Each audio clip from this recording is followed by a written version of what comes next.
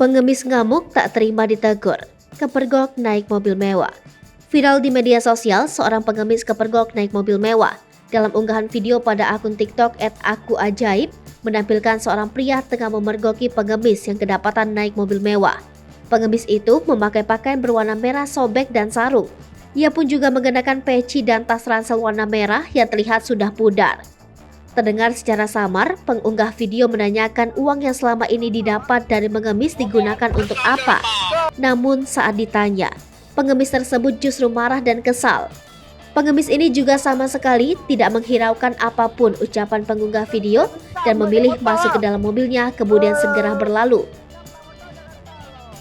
Adapun pengemis itu mengendarai mobil Toyota Limo dengan nomor polisi B1101 WEE dengan kaca belakang mobil tertulis lafaz La ilaha illallahu.